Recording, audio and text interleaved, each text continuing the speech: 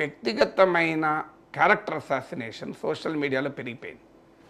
Social మీడియాలో ఈ దుర్మార్గం పెరిగిపోయింది. ఇప్పుడు నువ్వు ఒక అభిప్రాయం చెప్తావు, నీకు నచ్చకపోతే ఇంకో అభిప్రాయం చెప్పచ్చు. మాటల ద్వారా ఎన్నైనా మాట్లాడుకోవచ్చు. కానీ అరాచకత్వం ఏంటంటే వెంటనే, ఎందుకంటే నీకు వాదన లేదనుకోండి, వ్యక్తిగతంగా దాడి. సో అందువల్ల ఇది పూర్తిగా అభ్యంతరకరం, నీచ సంస్కారం. దురదృష్టం ఏంటంటే ఒకప్పుడు సోషల్ మీడియాలో కొంతమంది వ్యక్తులు ఈ పని చేసేవాళ్ళు. సో ఆ వ్యక్తులు వీరాభిమానులు, సో ఇలాంటి వాళ్ళు ఈ దుర్మార్గమైన పని చేసేవాళ్ళు.